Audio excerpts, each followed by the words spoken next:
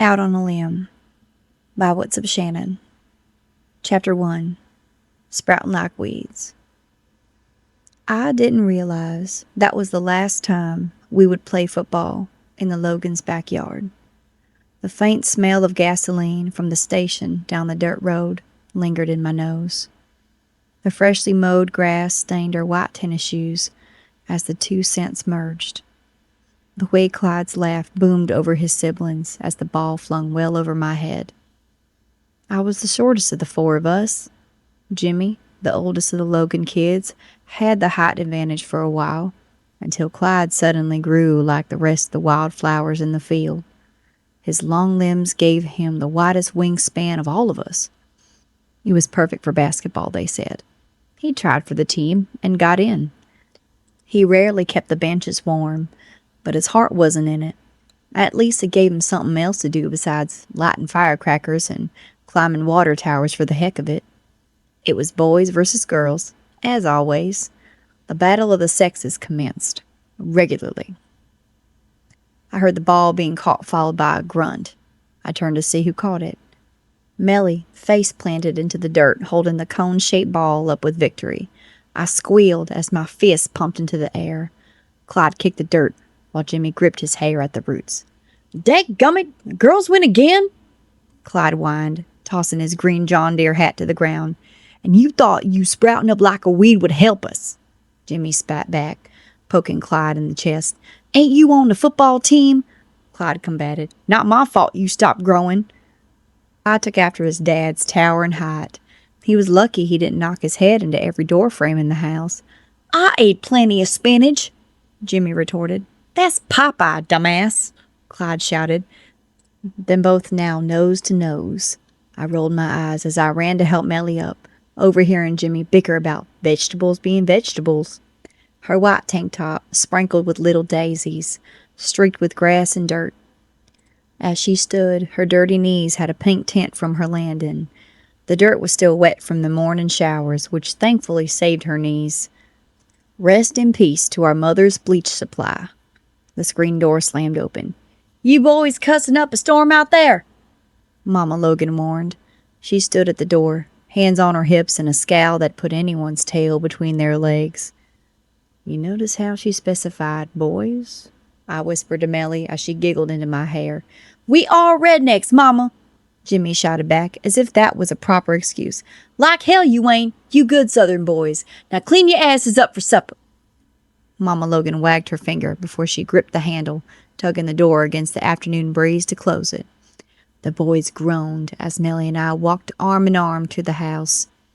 Jimmy swatted at one of his dad's flannels hanging out to dry as Clyde climbed the porch, skipping steps with his lanky limbs. Clyde's thumb pressed the door handle as it swung open.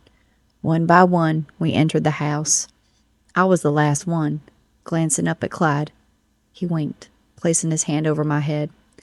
I thought he would give my head a playful tap, but instead created a rat's nest. I shoved his shoulder before turning heel, hauling my butt inside. He laughed, chasing after me as I screamed. "No running in the house!" Mama Logan yelled as the screen door slammed shut. Daddy Logan always had a trail of beer cans, no matter where he went. In the den, on the back porch, even at the dining room table.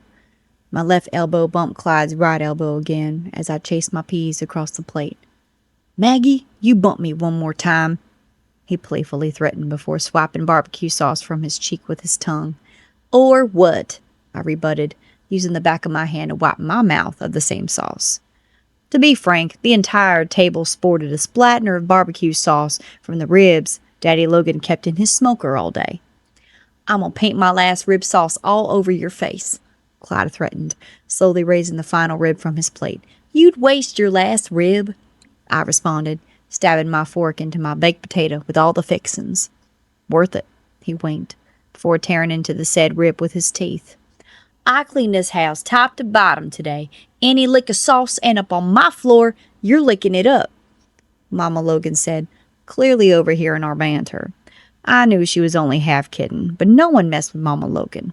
Well, except for Maggie. "How's everything at home?"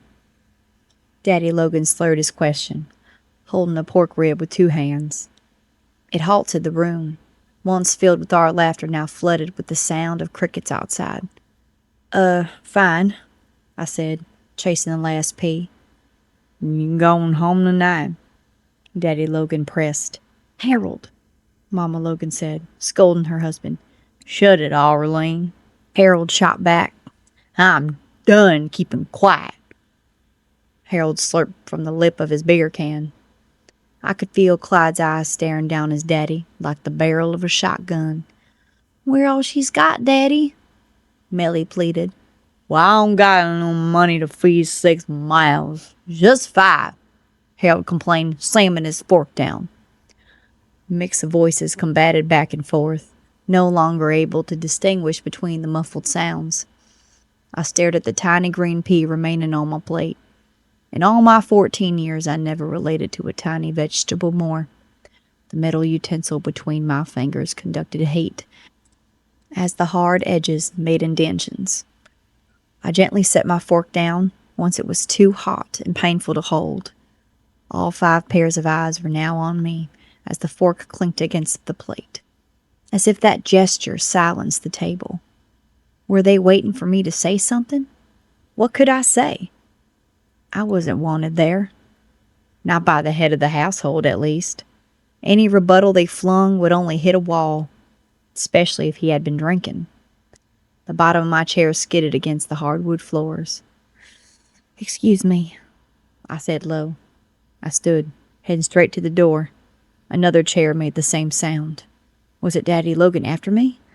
I didn't turn back to find out as I swung the screen door open, running into the fields.